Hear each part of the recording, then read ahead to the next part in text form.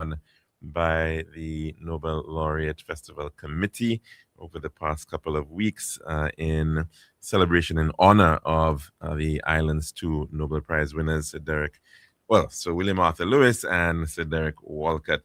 And moving into another new week and quite a few other activities, I think first perhaps we may have to speak about what has already gone by, what has transpired, what have people missed, and then of course speak a little bit to what is coming up in the week to come.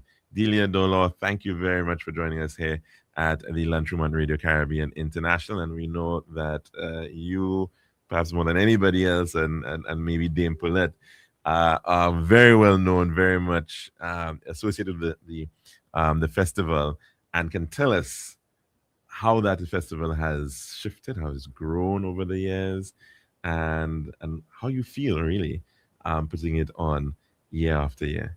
Well, firstly, thank you so much, Calix and RCI, for always being a firm supporter of the Nobel Laureate Festival year after year. We really do appreciate the coverage. And we have seen the amount of people being interested in the festival just escalate this year, particularly. It's just been very full. No matter where you go, the events are really full. And that's a really good thing. I've been to three. I've been to the two lectures, Tuesday and Thursday, both lectures, and I also participated in the literary night, the St. Mary's College Literary Night. And I would hazard a guess that in terms of just sheer numbers of persons, that event probably is now the largest event. It was a packed. Yes. Even to the point of standing room, in the National Cultural Center. On Friday past. And that's why it's in one of the biggest venues, because it has that kind of ability to draw crowds. And Right. I think that, of course, because it's St. Mary's College, of course, that was the college of both our Nobel laureates. So they have a lot to be proud of. And along with family and friends, they're Yes. always supportive. Yes. But then the members of the public too, because they know that the young men are going to put on a fantastic show, and it's a show that counts towards their work. So they're not just putting it on just because it's Nobel laureate. It's also showing their own individual excellence that's going to be counting towards The SBAs, the school-based assessments for CXC. That's right. CSEC, So they're yes. applying themselves for many things. And I think the fact that parents and friends can be there to see it, that must be wonderful, more than just putting on a performance. Yes. When, for teachers, for, people who are judging you and so on and so forth. So in a way, it puts a little bit more pressure on, but it gives them more excitement. And I mean, it's a really high quality show, considering that, we're dealing with boys in their teens, just starting off. A lot of them maybe have never had that type of experience or exposure to the arts in that way. You've got Form 1 students and, so many of them, and such a very high standard. It's really, really impressive, to be quite honest. And people may say I'm a bit biased as a Severian, but no, seriously, very impressed at what they've been able to actually achieve. And I think a lot of people have been pointing this out, that it's amazing the extent of talent that exists Every year. And amongst our young people. Yeah. And not just, of course, from St. Mary's College, but I think even there were some girls from St. Joseph's Convent. There was clearly a bit of a collaboration there as well. So very, very impressive how they brought in the Creole aspect, how they brought in the laureates into it, how they brought in the history, they brought in the folk tales. It really was an amazing milieu of creativity, on stage. Very much enjoyed it. And we've had several requests since then asking, is it on YouTube? Have you recorded it? And while I was sitting down there, I was thinking I about really hope this is actually, I just assume that it's being recorded and hope that it's there for posterity, certainly. At least for the case of the boys as well. Yes, they have them in their own ways, how they record them and so on. But I think it's moving forward. Yes. I think we always have to have somehow in the budget. Yes. People should try and say, you know what, we need to have this out there for everyone. Yes, definitely. So how's it been going, though? In terms of the festival this year, 2026. How long have you been doing this? 33 years. 33 years. 33 years. That's marvelous in considering, I mean, that's almost as long as jazz, isn't it? Well, it's always amazing that no matter how many times our chair, Her Excellency Dame Paulette Louise, tells everyone it's 33 years, there's always someone who says, 33 years. Yes, it started off as a day, then Yes. into a week. And then Mhm. the festival, before we knew it, it just grew so big that it was just a month long of activities. We start in January and we end early February. Right. And we've been doing that for many years now. And it's an interesting type of festival because I was just last week when we had some of your colleagues here from the committee in speaking. I don't know if however many places in the world can boast that they actually have a Nobel laureate festival. No, that's pretty unique, isn't it? They can't. But you know what? We keep talking, and I'm not answering the first question that you asked me, which is how we started from Yes. the festival in January. We launched, and almost immediately we had our first event, which was painting, and that was Paint the Village in Laborie. Okay. And that event has been on for a few years now. Yes. But Jonathan Gladding. That's right. Very much and we started off with one day, and this year it was 2 days. So you can understand how the growth, the fact that he can accommodate to have 2 days of painting. And if you've never been, it's something I would say next year, God willing, plan to go there. Doesn't matter what level of expertise you are in painting, just go, because it's just a wonderful thing to see families, whole families go there with their young children with their paints and their crayons and their and then there are the established artists are there as well. But it's just so wonderful to see everyone, the spirit, of Laborie, when everyone's there just painting, and it's just wonderful. And it's an interesting point to make that this is actually part of the program, because many people think of Derek Walcott as a writer, playwright, a poet, but he really was a bit of a Leonardo da Vinci, a man of all seasons. He painted. Yes. And a lot of the did sketches of the scenes for his theatrical productions, and of course he was an amazing watercolorist as well. Yes. Did lots of work. People would see him out in the Grosley town painting on the seaside, and so this really is really a living testament to him. Really, yes, definitely. He loved the arts in its entirety. It was in his blood. I mean, his father. His father, his son. Yes. They're all artists. Right. And no doubt that helped his creativity as a writer. No doubt about it. Because, of course, yes, his vision when he's writing, but then the colors, the painting, I'm sure. Yeah. And his closeness as well to O. Gregorius, of course, Dunstan and St. Thomas as course. Well. Chummy till the end. And to show that, look, the art is, it's the spoken word, but as well it's visual, it's all the senses coming together. Yes. Really, and that is really typified through this festival. Yes. And the Paint the Village, it actually came in the first weekend. It normally is the second weekend. So it was a bit different for us to think, okay, it's going to start this weekend, because normally we start with a church service and breakfast, which came the second weekend. So I was a bit like, is this going to work? But it did. The church service and breakfast, again, full house, the biggest attendance ever. And it was not just a matter of the food, because of course breakfast. Right. Well, there's that Kubari, and of course the nuns are very well known for the service was cuisine. Wonderful. Yes. Full house with the service. And we had some help from Sir Arthur Lewis Community College in terms of, we had a DJ, we had a vocalist. The vocalist was there, and just charming everyone with some wonderful songs, mixtures of songs. So, whilst we were waiting for breakfast, there were prizes. There was so much going on. And then the food came out, and then, people you hadn't seen for years, you see them. And I was surprised when I asked everyone, hands up those who have visited the service for the first time. And I was expecting like half the room, and it wasn't. So it was like a repeat, and lots of people returning. But there were still quite a few hands going up for the first time, a few, many tables. But I really thought it was going to be maybe, half and half or 60-40, that type of thing. Right.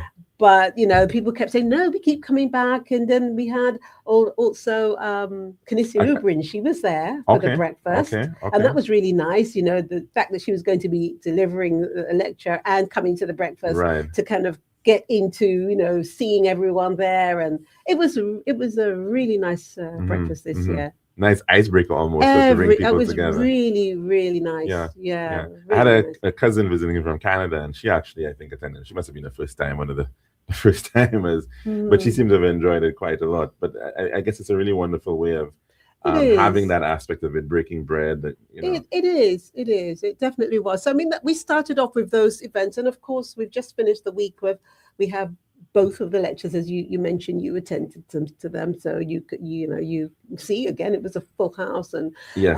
as usual, at the end, many questions, too many questions. Mm-hmm, mm-hmm, We mm-hmm. could spend the whole day with the lecture and all the questions because we don't always have the opportunity to ask those questions to not just to the persons who are delivering it, but as a whole. Sometimes someone says one question that makes you think, oh, what about this or what about that? So even though perhaps the lecturer hasn't said anything about that in their lecture, you just want to know what's their opinion, what's their Yes, thoughts yes, on yes, this, yes. you And know? certainly you got quite a bit of that, I think, with the economics lecture with Sir So Tim Tim Besley. Besley. And well, I guess that's the nature of economics. Everybody wants to have an opinion about it. And although he had, of course, a very clear theme, people were definitely gravitating to try to understand what's going on in the world right now, Yes. and how does this fit in? Yes. What would Sir Arthur Lewis be saying Mhm. about what's all these various worldwide trade wars and Yes. shenanigans Yes. going on? Yes. So definitely people wanted to have that opinion, get that Yes. opinion out of Yes, the lecturer. his lecture very much reminded me about being back at university. Hmm. And I thought, I'm back at university because the lecture was very much like that. I felt, Yes, he started from like the basics, the facts that, we should have known anyway, yes. but then expanded. And gave a very extensive historical Yes. context of even coming from the time when Sir Arthur was practicing, getting into the field, and he made the Hmm. point that even 70 years on, he still thinks that if you want to study development economics, you still need to go back Yes. to read Sir Arthur, even if it's still relevant to today. Oh, yeah. Well, that's how precious he is, I mean, speak a little bit though, if you don't mind, Mhm.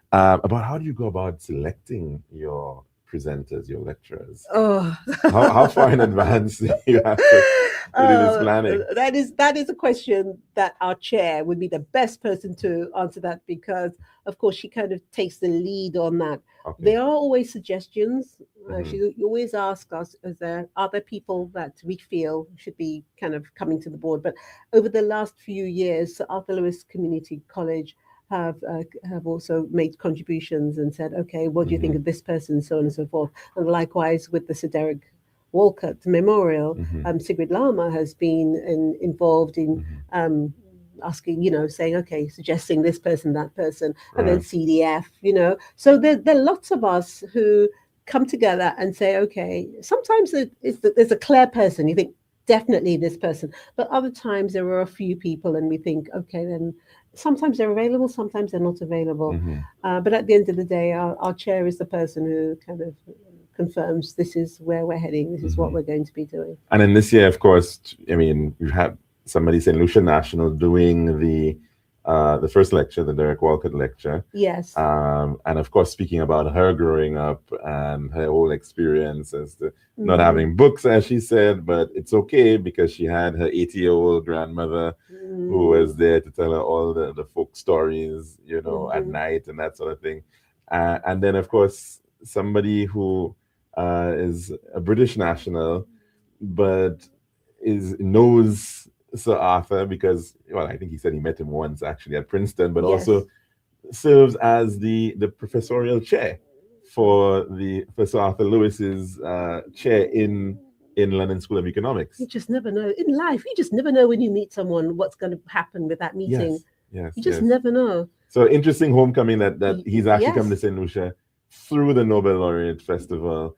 And this is how he's actually, I mean, even though he was the chair of, in LSC. Yes. He's actually finally coming here through Yes, the and he made festival. sure he spent some time in St. Lucia. He didn't just Yes. fly in, do the lecture, and fly. He spent some time here. Yes. He really was interested in St. Lucia and in St. Arthur, visiting the places where he Yes. was born and where he was buried, and Yes. the St. Mary's College. He did his homework. So I suppose when he goes back to the UK, he can actually say, "Well, I've been to St. Lucia. I've done this. I've done that." It's not just about delivering a lecture. Yeah. And I think that's something that for tourists, and I always think that the St. Lucia Tourism Authority, they have a gold mine here, and I'm glad you're going there. They've touched a little on it. And I was going to go there because I mean, you do have your St. Lucia icon on Event St. Lucia.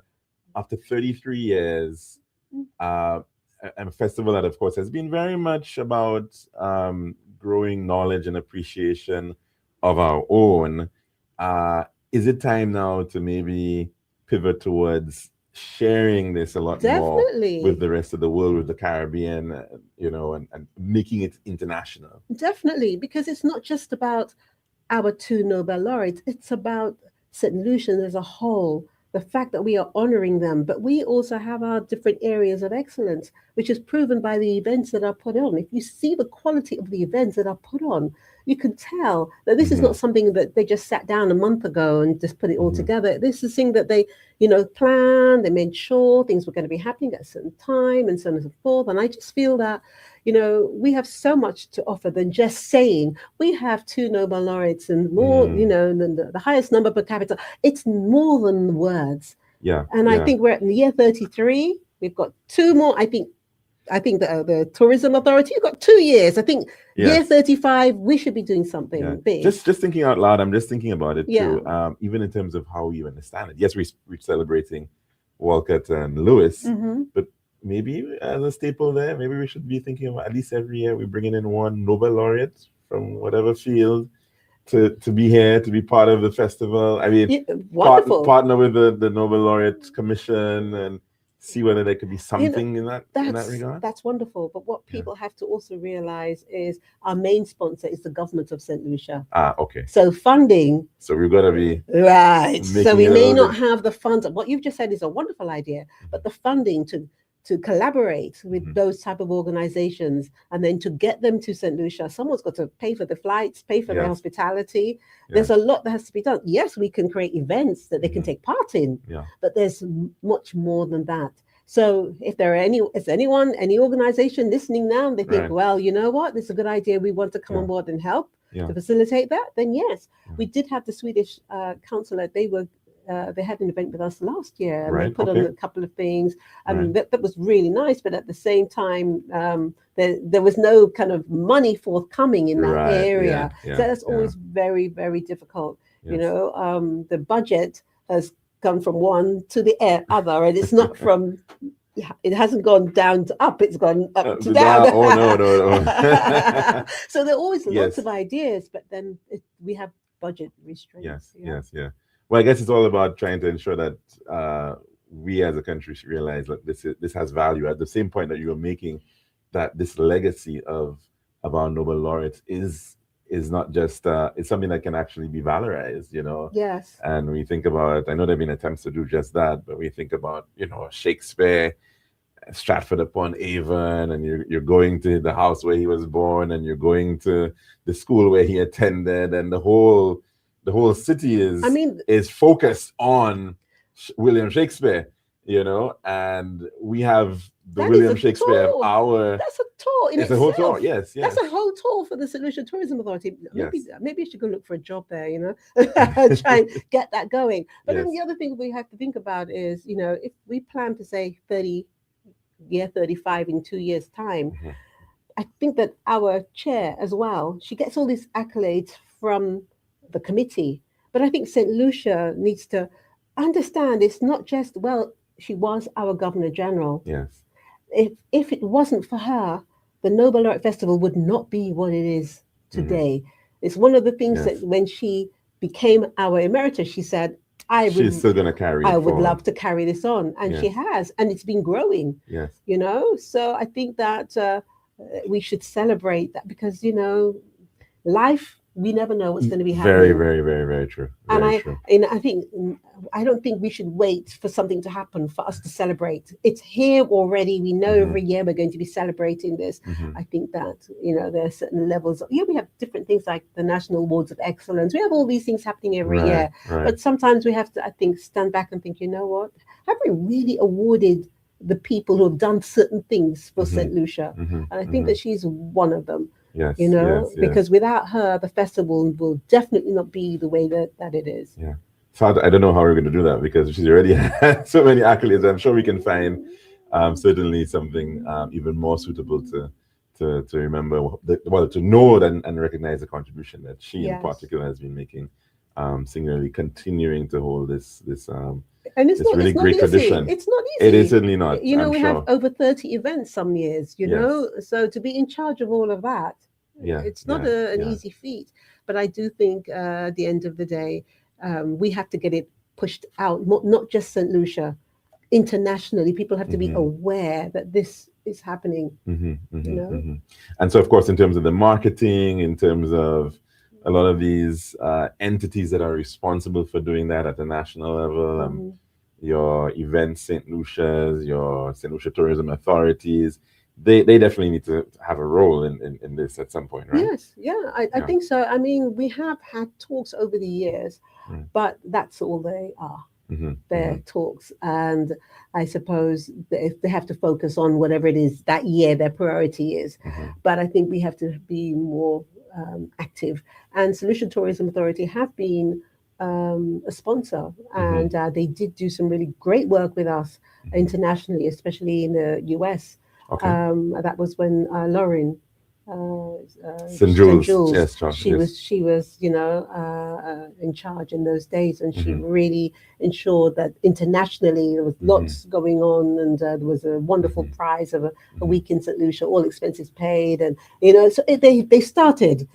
But it hasn't continued. And I mean, there are very many good examples worldwide of literary festivals or arts festivals or academic conferences, and it's interesting because the Nobel Laureate Festival kind of fits and cuts across a number of these quote unquote event genres, I guess you want to say, and can really be a sort of a way into to broaden and diversify our whole idea of what events are all about. Yes, definitely. And, as you spoke about the Caribbean literature, I mean, over the years, we've seen this growth of Caribbean writers. Right. The growth, and, of course, the Arthur Lewis Community College, I think they've been greatly responsible for the numbers, not just the youth, but, writers who are not known to many people. Within the events that they put on every year, more and more writers are coming out and saying, okay, well, I'm here. Or maybe they're kind of lost, they're not sure exactly where to go, but Arthur Lewis Community College have made a little spot there for them. And that's Writers in the Spotlight, which is happening this Wednesday. So if you are a writer, even though you might have missed it this year, go see what happens so that you can, maybe attend next year. And we speak about that in just a bit, but we actually have to take a break for our weather report. So we're going to end our dish of the day at this time and take in our weather report. When we come back, we continue speaking with Delia Dolo. She's the head of marketing and communications for the St. Lucia Nobel Laureate Festival. It's happening right now and it's continuing through the month of January into February. And we're going to speak about a number of the other upcoming events for the St. Lucia's Nobel Laureate Festival. We'll be right back. This has been The Daily Dish. Island style. We got the time to make you go. We got the time to make you say, yeah. We'll have to make the right choice. Island style. We got the time that will make you happy. Island style. Oh yeah. We make your dream come alive. In Island style. We have times and princess, pieces and ground. Everything you need is out the house out. For the best price and the latest style. Take a little drive down to Island Style car. We got the time to make you go. We got the time to make you say, quality rice, service, choice. It's all an island style. Visit us at our showrooms in Bellarosa, Rodney Bay, on the John Crompton Highway, Cass Street, and behind Ruby's Gas Station on the Library Beaufort Highway. Call us on 450-452 or 453-TILE. Island Style, Tile and Bath. When you think tile, think Island Style. This is Radio Caribbean International. It's now time for the weather news. And that's what, of course, to the 1.1. It's now time for your weather forecast as of 12 noon today, presented by Island Style, Tell 'em back. The forecast for St. Lucia Valley for the next 24 hours. The winds will be blowing from the east in near 23 miles per hour or 37 kilometers per hour. Brief occasional gusts. And the weather fair and breezy, becoming cloudy at times with a few scattered showers. And there is an advisory in air which reads small craft operators and sea beavers are advised to exercise caution due to brisk winds and rough seas. The forecast for the Lesser Antilles, fair and breezy, becoming cloudy at times with a few showers. And the weather summary, the Atlantic high pressure system will maintain moderate to brisk easterly winds and locally rough seas across the region during the next few days. Patches of low-level clouds drifting along the wind flow will cause a few showers over the Lesser Antilles during the forecast period. And this was the weather forecast as of 12 noon today, presented by Island Style, Tell 'em back.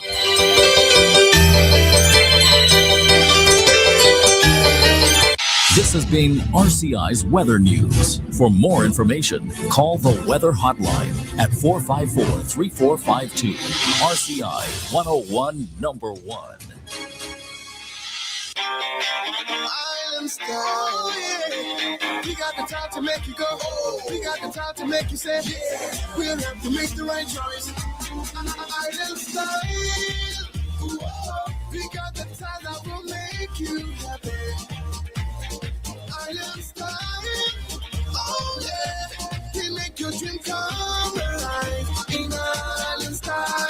We have cans and princess, pieces and ground. Everything you need is on the outside. For the best price and the latest style. Take a little drive down to Island Style car. We got the time to make you go. We got the time to make you say, yeah. Quality, price, service, choice. It's all an Island style. Visit us at our showrooms in Bellarosa, Rodney Bay, on the John Crompton Highway, Cass Street, and behind Ruby's Gas Station on the Library Beaufort Highway. So call us on 450-452 or 453-TILE. Island Style, Tile and Bath. When you think tile, think Island Style.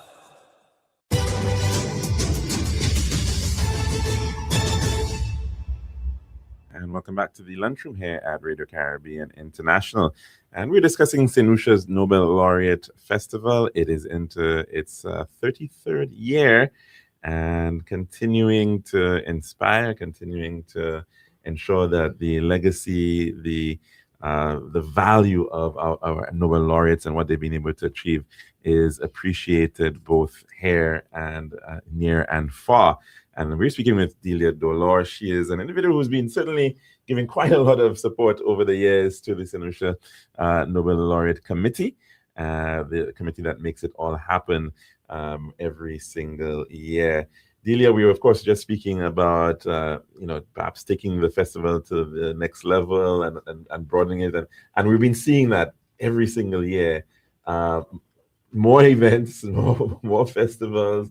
Some people are saying they can't even keep up with the number of events that are actually on the program. But it's really exciting, certainly, for the country and for the persons who are coming from academia, from the artistic, creative community. It certainly is a platform for them to shine. Definitely. Now, you mentioned an event coming up this coming Wednesday at the South Louis Community College, of course, a major partner in the Nobel Laureate Festival, and it's called Writers in the Spotlight. That's correct. And I understand that there are about 45 St. Lucian writers who are, in fact, going to be part of this event up on the Morn. Their books, they're all going to be available for viewing and on sale. And they're also going to be giving some talks as well. That's right. That's why it's called All the Talks. Yeah. So some of them will be having the opportunity to read in a separate area. So I think that it's a timed thing, so you can go and listen to some of the works there. But you've said it all really. The wonderful thing about it is that you see all of the writers under one roof, and you can go from one table to the next, seeing their books, looking at the quality of their books, talking to the author themselves, buying their books as well. So don't forget, it's not just for show. It's really nice to be supportive of them and to purchase a book. And just to mention perhaps some of the vibe is names. wonderful. Yeah. The vibe is always wonderful. So you have the I'm seeing a usual list suspects, here. and Anderson Reynolds. You've Yes. got the list. You can say some of the list. Go on. Well, Anderson Reynolds, Yeah. the list I have doesn't even have him, but he certainly Yes. an individual, Dr. Anderson Reynolds from Viewfort. He's Yes. written quite extensively, lots of publications, very interesting, and from different, fiction as Yes. well as works on individuals like George Odlum. He's done biographies, so very, very accomplished in that regard. And certainly you should have somewhere in your house on a shelf a book by Anderson Reynolds. Yes. I think he's definitely he does good work. But of course, we got so many other individuals here. I'm seeing Betty Comby, and she, I think, recently published a book about customer service, I think it is, and it's got a very interesting name. I'm trying to remember exactly what it's called. Is it not Bark or something? But I'll get the acronym. You'll get it, but okay. Because each letter actually means something. But really, it's about a developmental, and it shows that this is not all about fiction and poetry. This is actually St. Lucian authors and people are writing books that can actually help you in your personal development. And she is actually written a piece like that, and she's going to be speaking, I think, from 10:35 until 10:50 this coming Wednesday up at the Literary Festival. Sarah Fitz as well. I'm not too sure what her work is on, but again, she's a youngster. She probably is the youngest person there. Okay. Yes. George Goddard, very well known for his poetry, but also poetry with more than a tinge of Creole. He's done a lot of Creole pieces, and he's in fact, I think, one of the lead poets who's going to be at Atipa Wall Creole. We were speaking to Karen about that earlier on. That's happening the following weekend, but we're going to get to that, of course. Louise Martres Serrier, she is a historian, researcher, and she's in fact, I think, just recently published a piece on the contribution of the peasantry in St. Lucia, and looking at that period from post-emancipation, after we finally got our freedom, and now we were trying to eke out a living and grow and develop the agricultural sector. And she really goes in depth into this period of our development where our ancestors had an opportunity to take a better control over themselves, were trying to raise their own financing, they were working hard. And she really takes a deep dive into that on the shoulders of the peasants, I think is the title, or something like that. We've got McDonald Dixon, of course, another very, very well-known literary figure right here in St. Lucia, and does a lot of poetry, does a lot of prose as well. Dawn French, again, no stranger to that scene. And Dawn has also been one who has ensured that she's also targeting the younger audience, children. She's done quite a lot in terms of reaching out to them and creating material, books that can actually they can use. And I think that's so very important. Certainly. So she'll be there as well. Jonathan Johannes, former CEO of the First National Bank, and he's written a new piece as well. So Dinesh Daswani, I really need to get the list of some of their work. I'll try to find it, but and I believe Alison Kajana. Yes, Foster, Alison Kajana she Foster, has Dr. Alison Kajana Foster. New book out as well. Yes. It's just it's a long list. I mean, I can't mention everybody. Yeah, I know. And I just think, because they're just, as you said, fiction, not non-fiction, historical, lots of research. There's just so much. There's something for everyone there, and that's why it's going to be taking the whole day from 10 a.m. to 4 p.m. So, Yeah. if you're in Castries, it doesn't take you very long to go up to the mall on your lunch break. Just pop up there, and I believe they'll be serving food as well. So just go up there. Yeah. There's also going to be entertainment. It's not just having the bookstore. There's something going on all the time. So, try and support Arthur Lewis Community College. Try and support the writers. This is maybe the once in the year that you can have access to most of them in one place. It's the place that the date that they put on their calendar, they reserve that to ensure that they're there. So it'd be really lovely for people to come up there and and of course, this has also been, the Hunter J. Francois Library is a major player in making this happen. The librarian there, Mrs. Kathy Birch McDiarmid. So kudos to her and the efforts of the Hunter J. Francois Library for making this happen. And I know a lot of people are, even at the Derek Walker lecture, there are comments about, the lecturer was speaking about the structural things that have to happen, and she lamented about the absence of a bookshop in St. Lucia, no more Sunshine Bookshop, no more Valmore's, and where do people go now to be able to get local authors, which can be such a wonderful gift for individuals out there. If you're traveling, you want to give some.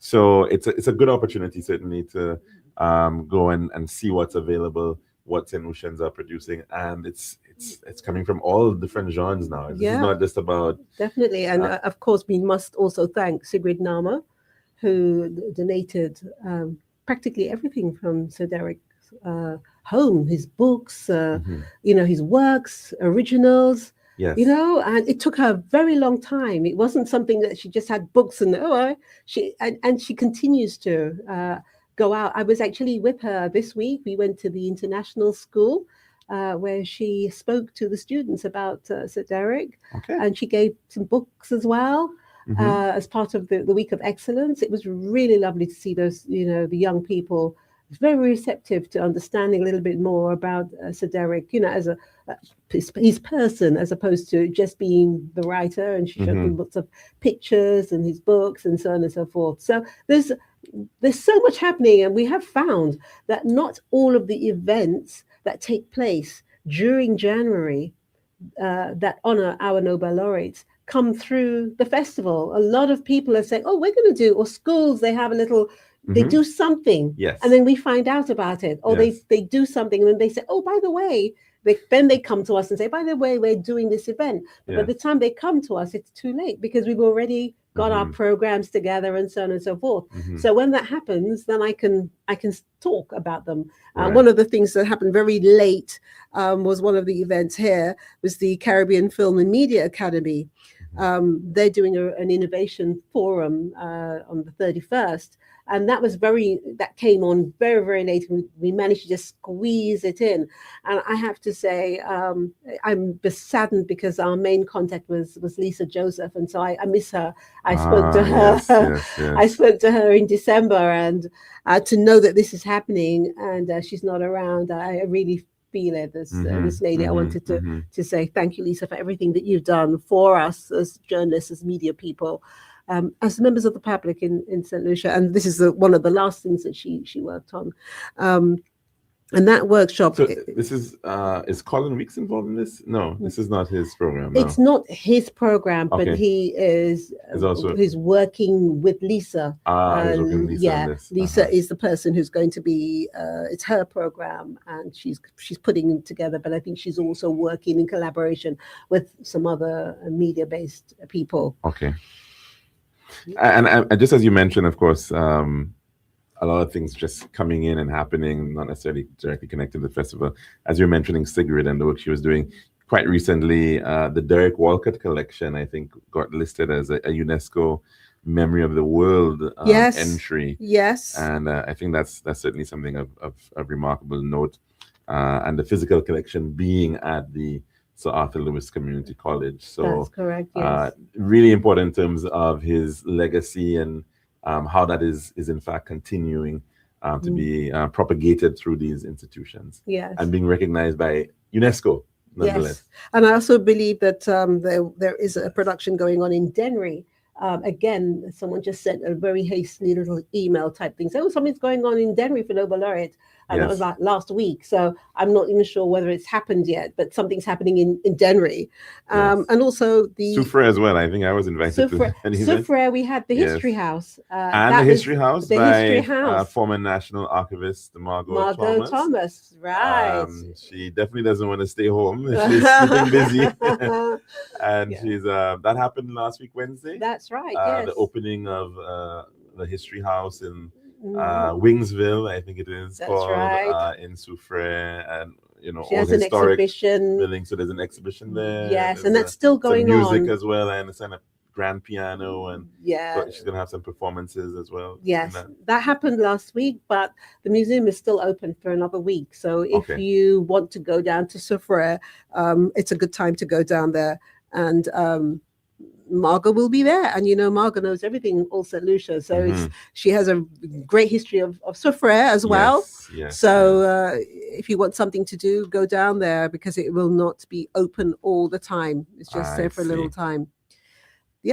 So have we covered it? I think there's some other events. I know we spoke on the Patricia Isman workshop, which is happening last day of the month, I believe. It's the 30th. The 30th. That's happening on the 30th. And that's always and that's targeted for literature teachers, I think. Yes, that's for teachers. That's going on. We also have the National Awards of Excellence. That's by invitation only, but that's to recognize the individuals and institutions who are in the education sector. We also have, I don't want to leave this out. There are lots of things that are events that you don't necessarily have to attend. So of course we have the Celebrating Excellence videos that are online, which because you were a guest last year. Yes, I saw a few this year as well. Yes. Yeah. So this year Dr. Claudia Sprevel, I think. That's right. We have Kathy Birch with Ahmed. You mentioned that we have Crystal Riviere and we have Giovanni Santoma. So they are doing the video. So those are available on our Facebook page. So you can get their take on what they think. Why the contributions our Nobel laureates have for us. We also had the podcast, which I do call Metaphorically Speaking, and on that one I feature Mrs. Saffron Gilbert Kabula. She is St. Lucian. She's from Soufriere, but she lives in the UK, and she chose the metaphor, I am a bridge between worlds, because she has an economic background, and she was also listed as a 2023 Forbes 30 under 30 honoree for media and marketing. So, very. She's a founder and CEO of the Law Chronicle and serves as the UK United Nations ambassador. So she is doing she's St. Lucian, and people don't know about her because she's based in England, but she comes to St. Lucia quite often. And that is a podcast, and you can get that on all major streaming platforms. It's called Metaphorically Speaking. So we have those, and of course the lectures are on the Facebook page. Right. If you miss them, you can obviously go back. So don't forget, these things are online. You can see them. And also I know that the UK St. Lucia High Commission, they have invited St. Lucian authors to take part in a literary showcase in the UK, and it's called Island Voices Global Reach, and that takes place this Saturday, the 31st, from 1 to 7 p.m. at the St. Lucia High Commission in Kensington, London. So it brings together St. Lucian writers who are living in the UK. So they're going to have discussion, engagement. They're going to be able to sell their books, take part in readings, book signings, so that's happening in the UK as well. And the UK High Commission, every year we do something. I think a couple of years ago, the High Commissioner went to the Manchester University, to Sir Arthur Lewis Building. Right. So every year something is happening.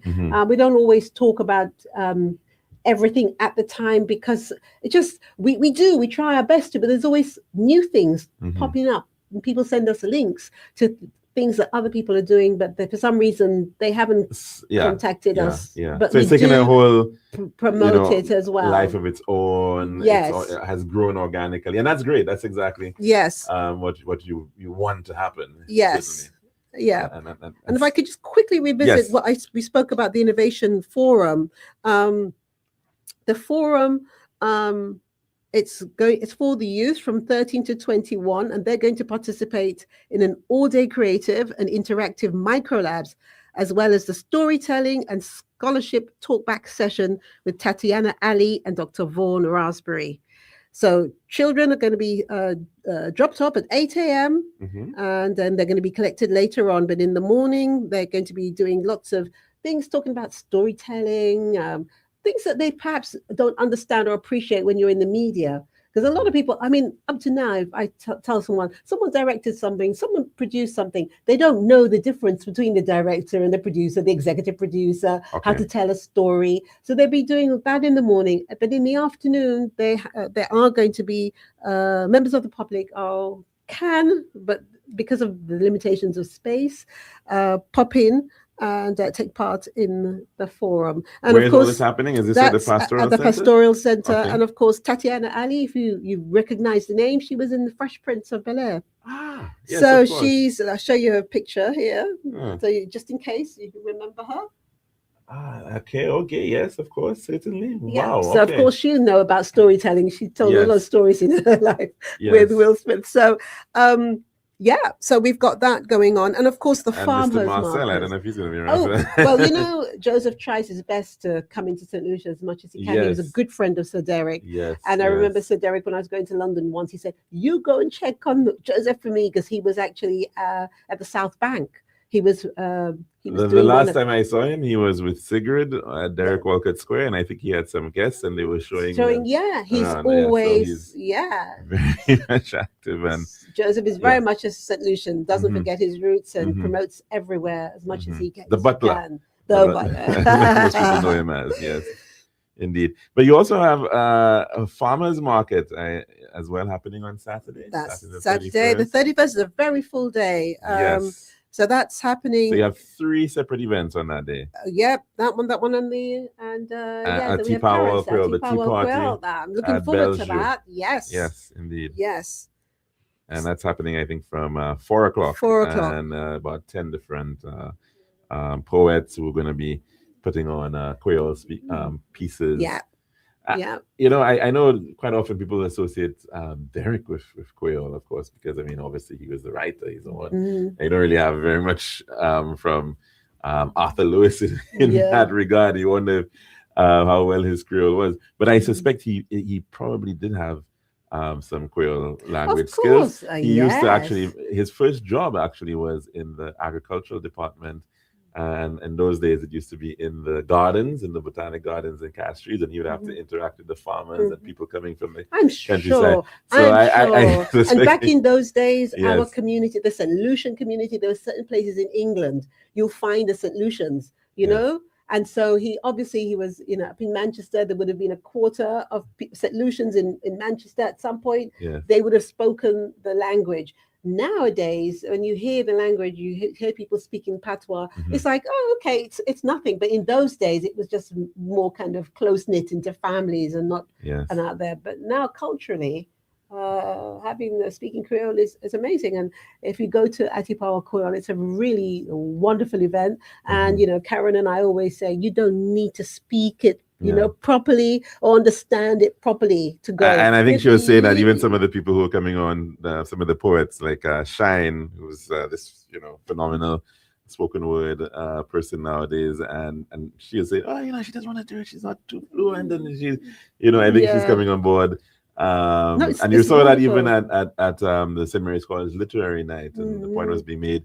Some of these boys, they did a Creole version of Love After Love. And the point was made that a lot of them don't even quite understand it, but at least they're getting into that point where there's some introduction, there's some interest that is being created, and that's really important. Thanks to the festival and what you're doing, and of course one could expect that as well if it's being headed by Dame who's been such a yes. bastion for Yes. for Creole heritage Oh, here definitely. in St. Lucia. It's something that, and it's one of the things that my father said to me, over the years, that is something that he regrets that he didn't instill that in us, because he used to say to me, because we were raised in the UK, we were born in the UK, raised there, and he would say, no, you're learning French, you learn French, don't learn Creole.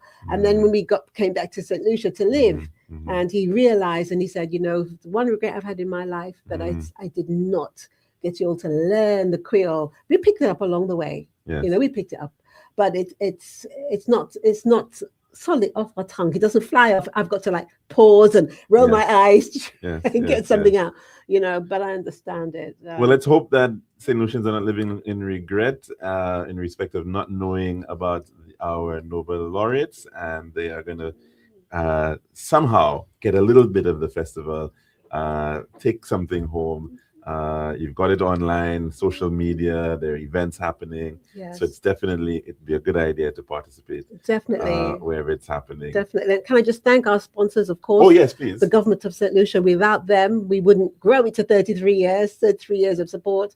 Of course, the Library Cooperative Credit Union, Flow, Bank of St. Lucia, and all the other sponsors. There are sponsors within events as well. So there are a long list of them, but those are the main ones. Yes. And saying that if you would like a program of events, we still have many going on. You can WhatsApp or text 284-2111. So of course the code for St. Lucia 758-284-2111 if you'd like a program.